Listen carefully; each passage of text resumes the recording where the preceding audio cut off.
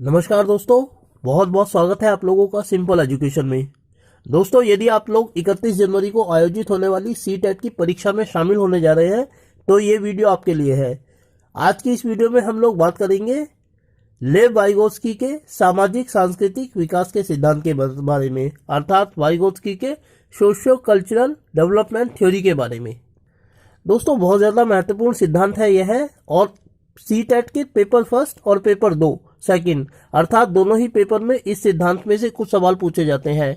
सवाल इस थ्योरी से पूछा जाना श्योर है। तो यदि आप चाहते हैं कि इस थ्योरी में से अगर कोई सवाल पूछा जाता है और वह सवाल आपका सही हो तो आपको यह वीडियो देखनी तो बनती है। दोस्तों आपसे अनुरोध है इसीलिए कि आप वीडियो को शुरू से लेकर अंत तक देखें और यदि वीडियो अच्छी लगे तो वीडियो को लाइक और चैनल को सब्सक्राइब जरूर कर दीजिएगा। साथ ही अपने जैसे लोगों तक यह वीडियो पहुंचाने के लिए इस वीडियो को ज़्यादा से ज़्यादा शेयर कीजिएगा। तो चलिए दोस्तों, बिना वक्त जाया किए हुए हम लोग आरंभ करते हैं अपना अध्ययन लेव वाइगोत्स्की के सामाजिक सांस्कृतिक विकास के सिद्धांत के बारे में। दोस्तों, जैसा कि आप जानते हैं कि वर्तमान समय में हम बाल केंद्रित शिक्षा की बात करते हैं और इसका अर्थ यह है कि हमें बच्चों के अनुभवों को अपनी कक्षा की परिचर्चा में शामिल करना चाहिए। दोस्तों, इस संबंध में अक्सर प्याजे और वाइगोत्स्की का नाम एक साथ लिया जाता है क्योंकि इन दोनों का ही यह मानना था कि बच्चे स्वयं अपने अनुभवों से अपने ज्ञान का निर्माण करते हैं। इसीलिए प्याजे और वाइगोत्स्की दोनों को मिलाकर कंस्ट्रक्टिविस्ट अर्थात संरचनावादी कहा जाता है। इस संबंध में तो प्याजे साहब ने अपना खुद का सिद्धांत प्रतिपादित किया था जिसे हम कॉग्निटिव थ्योरी ऑफ डेवलपमेंट अर्थात संज्ञानात्मक विकास का सिद्धांत कहते हैं, जबकि दूसरी ओर वाइगोत्स्की साहब ने इस संबंध में कोई अपना सिद्धांत विकसित नहीं किया था। और इसका कारण यह था दोस्तों कि जिस समय लेव वाइगोत्स्की साहब रूस में थे, क्योंकि वो रूस के थे, तो उस समय रूस में स्टालिन का शासन था और स्टालिन का जो शासन था रूस में वो बहुत ज्यादा दमनकारी माना जाता था। किसी भी व्यक्ति को खुलकर अपने विचार अभिव्यक्त करने की आजादी नहीं थी। इसीलिए वाइगोत्स्की साहब खुलकर अपना कोई भी सिद्धांत विकसित नहीं कर सके थे। यहां तक कि अपने स्वतंत्र विचारों के कारण वाइगोत्स्की साहब को 33 वर्ष की आयु में ही मौत की सजा दी गई थी स्टालिन के शासन के अंतर्गत। तो जब उनकी मृत्यु हुई तो उसके बाद उनके अनुयायियों ने उनके कार्यों को एक साथ इकट्ठा करके उनको एक साथ प्रकाशित किया। इस प्रकार कंस्ट्रक्टिविस्ट के अंतर्गत हम दो विद्वानों का अध्ययन करते हैं, एक प्याजे साहब का और दूसरा वाइगोत्स्की साहब का। लेकिन प्याजे साहब का तो हमें कोई स्पष्ट सिद्धांत देखने को मिलता है, जबकि दूसरी ओर वाइगोत्स्की का हमें बाल विकास के संबंध में कोई भी कंक्रीट सिद्धांत देखने को नहीं मिलता। ये बुनियादी फर्क है प्याजे साहब की थ्योरी में और वाइगोत्स्की साहब के कार्य में। दोस्तों, हालांकि प्याजे और वाइगोत्स्की दोनों का ही यह मानना था कि बच्चे स्वयं अपने अनुभवों से अपने ज्ञान का निर्माण करते हैं, लेकिन फिर भी दोनों के विचारों में जमीन आसमान का नहीं तो थोड़ा बहुत परिवर्तन तो जरूर था। इसलिए जब हम वाइगोत्स्की के सिद्धांत की एजुकेशनल थॉट्स की बात करते हैं तब हमें एक तरफ यह देखना होता है कि एक तरफ प्याजे का क्या मानना था और उसके विपरीत इसी संबंध में वाइगोत्स्की साहब का क्या मानना था। प्याजे के सिद्धांत का अध्ययन करते हुए हमने देखा था कि प्याजे का यह मानना था कि बच्चे सहज रूप से अपने ज्ञान का निर्माण करते हैं और अपने अनुभवों से वो अपने ज्ञान का निर्माण करते हैं। इसमें कोई भी व्यक्ति, कोई भी संस्था उन्हें योगदान प्रदान नहीं करती। जबकि दूसरी ओर वाइगोत्स्की का अपने बाल विकास के सिद्धांत के अंतर्गत यह मानना था कि बच्चों के ज्ञान निर्माण की प्रक्रिया में सामाजिक और सांस्कृतिक तत्व उसे योगदान प्रदान करते हैं।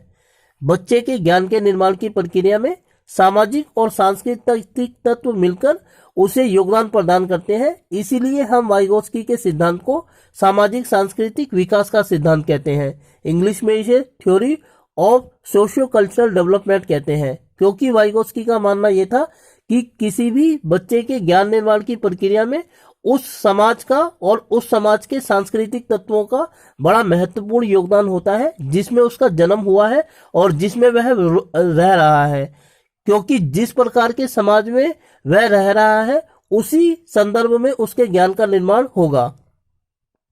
इस प्रकार दोस्तों वाइगोत्स्की और प्याजे साहब के सिद्धांतों में एक अंतर हम यह देखते हैं कि जहां एक और पियाजे का मानना था कि बच्चे ज्ञान निर्माण की प्रक्रिया स्वतंत्र रूप से करते हैं, वहीं दूसरी ओर वाइगोत्स्की का मानना था कि ज्ञान निर्माण की प्रारंभिक अवस्था में कम से कम संस्कृति के सामाजिक और सांस्कृतिक तत्व मिलकर बच्चे को योगदान देते हैं।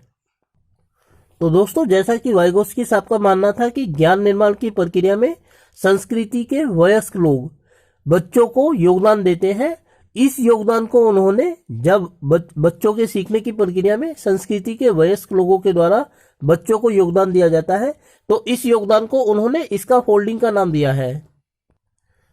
बच्चों को वयस्कों द्वारा प्रदान किए गए इस सहयोग के कारण बच्चों में सेल्फ गाइडेंस और सेल्फ रेगुलाइजेशन का निर्माण होता है। दोस्तों, अभी एक उदाहरण के माध्यम से हम देखेंगे कि ये किस तरीके से संभव होता है, और यह हम विशेष तौर पर भाषा के रूप में देख सकते हैं। वाइगोत्स्की ने अपने विभिन्न सिद्धांत में बच्चों के भाषा के विकास में, लैंग्वेज डेवलपमेंट में इसका फोल्डिंग का बहुत महत्वपूर्ण योगदान माना था। इसीलिए वाइगोत्स्की और पियाजे के सिद्धांतों में एक बुनियादी अंतर हम यह देखते हैं कि वाइगोत्स्की अपने सिद्धांत में बच्चों के ज्ञान निर्माण की प्रक्रिया में, चाहे वह भाषा से संबंधित हो, सामाजिक हो या सांस्कृतिक हो, उसमें वो वयस्कों के योगदान को बहुत महत्वपूर्ण मानते हैं, और यह जीवन की प्रारंभिक अवस्था में विशेष तौर पर होता है। इसी योगदान को उन्होंने इसका फोल्डिंग कहा है। उदाहरण के लिए दोस्तों, आप देखिए कि जब हम छत बनाते हैं, किसी घर पर लिंटर डालते हैं, तो उसमें हम तब तक बल्लियों का सहारा लेते हैं जब तक कि वो लिंटर पक्का नहीं हो जाता, और जब वो लिंटर पक्का हो जाता है तो उन बल्लियों को हटा दिया जाता है।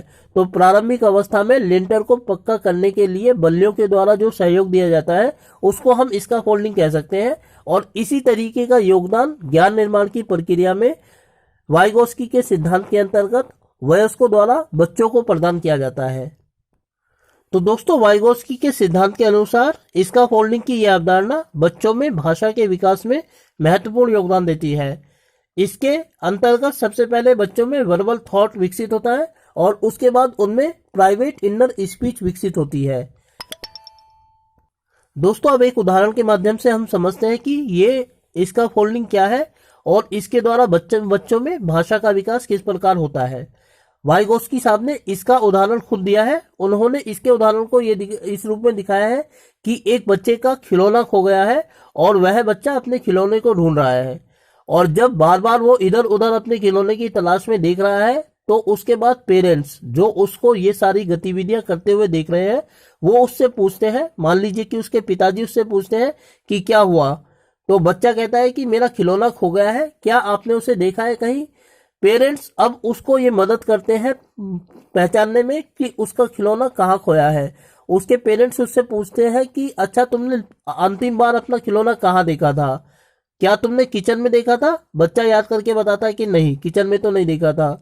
उसके बाद वो पूछते हैं कि क्या तुमने गाड़ी में देखा था अपना खिलौना, वो याद करके बताता है कि नहीं, गाड़ी में भी नहीं देखा था। उसके बाद वो पूछते हैं कि क्या तुमने बेडरूम में देखा था, वो सोचता है और बोलता है कि शायद हाँ, मैंने बेडरूम में अपना खिलौना देखा था। इसीलिए वो बेडरूम में जाता है और उसको बेडरूम में ही अपना खिलौना मिलता है। इस प्रकार बड़े उसको अपना खिलौना ढूंढने में मदद करते हैं। बड़ों द्वारा बच्चों को प्रदान की गई इसी मदद को इसका फोल्डिंग कहा जाता है। दोस्तों, जब शुरुआत में पहली बार ऐसी कोई घटना घटती है जिसमें बच्चा खुद खिलौने को ढूंढ रहा है, लेकिन पेरेंट्स उसको देखकर उसकी मदद करते हैं, तो यह पहली बार होता है। मान लीजिए ऐसी ही घटना कभी दोबारा घटती है और बच्चों को उसके पेरेंट्स के द्वारा योगदान नहीं दिया जाता, तो बच्चा खुद बोल बोल कर अपनी इस समस्या का समाधान करता है। वो अकेले सोचता है कि मैंने पिछली बार अंतिम बार अपना खिलौना कहाँ देखा था, गाड़ी में देखा था, किचन में देखा था, बेडरूम में देखा था या डाइनिंग रूम में देखा था। तो वो वहां जाता है जहां उसको अंतिम बार याद आता है कि मैंने वहां अपने खिलौने को देखा था, और वहां जाकर वो जब अपने खिलौने को पा लेता है, तो इसी बात को वाइगोत्स्की साहब ने वर्बल स्पीच के रूप में परिभाषित किया है। इस वर्बल स्पीच के कारण बच्चे में भाषा का विकास होता है, और जब बच्चा थोड़ा बड़ा हो जाता है तो वो इस तरीके की गतिविधियों को inner speech, private inner speech के रूप में करता है। अब वह बोलकर इस बात को नहीं करता, बल्कि मन में सोचकर ही करता है कि मैंने अपना खिलौना पिछली बार कहाँ देखा था, किचन में था, ड्राइंग रूम में था, डाइनिंग रूम में था। तो जहां पर भी वो उसके बारे में सोचता है, बिना आवाज किए वो अपने मन में सोचता है। इसी बात को वाइगोस्की साहब ने अपनी थ्योरी में प्राइवेट इनर स्पीच के रूप में परिभाषित किया है। इस प्राइवेट इनर स्पीच के कारण बच्चे में सेल्फ गाइडेंस और सेल्फ रेगुलेशन विकसित होता है। इस प्रकार वाइगोस्की साहब का मानना था कि बच्चे के भाषिक विकास के लिए, लैंग्वेज डेवलपमेंट के लिए उस सामाजिक और सांस्कृतिक संदर्भ को समझना बहुत महत्वपूर्ण है जिसमें उसका विकास हुआ है। और बच्चों में भाषा का यह विकास या किसी भी तरीके का यह विकास उस तरीके से स्वतंत्रता पूर्वक नहीं होता जिस तरीके से पियाजे साहब ने अपने सिद्धांत में दिखाया है, बल्कि बच्चों के विकास की प्रारंभिक अवस्था में बड़ों द्वारा, जिन्हें उन्होंने संस्कृति के वयस्क तत्व कहा है, उनको उनके द्वारा बच्चों को योगदान दिया जाता है। और इसी योगदान को उन्होंने इसका फोल्डिंग के नाम से परिभाषित किया है अपने सिद्धांत में। दोस्तों, वाइगोस्की साहब की थ्योरी में जो अंतिम और सबसे महत्वपूर्ण बात है वह है संभावित विकास का क्षेत्र, जिसको हम जोन ऑफ प्रॉक्सिमल डेवलपमेंट कहते हैं। शॉर्टकट में इसको ZPD कहा जाता है। अब सवाल ये उठता है कि आखिर यह ZPD के है क्या। तो दोस्तों, ZPD या संभावित विकास के क्षेत्र से अभिप्राय उस सहयोग से होता है जिसमें बड़ों का सहयोग पाकर बच्चों के समस्या के समाधान करने की संभावना और ज्यादा बढ़ जाती है। अर्थात किसी समस्या का समाधान बच्चा खुद करे, इसमें उसे ज्यादा वक्त लगेगा और वह सीमित दायरे में रहकर किसी समस्या का समाधान करेगा। परंतु अगर बच्चों को इस समस्या के समाधान करने में बड़ों का सहयोग मिलता है तो इससे उसकी योग्यताएं बढ़ जाती हैं और समस्याओं का समाधान करने का दायरा भी बढ़ जाता है। इसी दायरे को वाइगोस्की साहब ने अपने सिद्धांत में जोन ऑफ प्रॉक्सिमल डेवलपमेंट या ZPD के रूप में परिभाषित किया है। तो दोस्तों, ये था लेव वाइगोस्की का सामाजिक सांस्कृतिक विकास का सिद्धांत। उम्मीद करता हूं कि आपको वीडियो अच्छी लगी होगी और साथ ही आपसे अनुरोध करता हूं कि वीडियो अच्छी लगी तो वीडियो को लाइक और चैनल को सब्सक्राइब जरूर कर दें दोस्तों। और साथ ही ज्यादा से ज्यादा लोगों तक पहुंचाने के लिए इस वीडियो को ज्यादा से ज्यादा शेयर करें। तो दोस्तों, अगली वीडियो तक के लिए अपने इंतजार को बरकरार रखिए। फिलहाल मैं आपसे विदा लेता हूँ। वीडियो को देखने के लिए आपका बहुत बहुत धन्यवाद।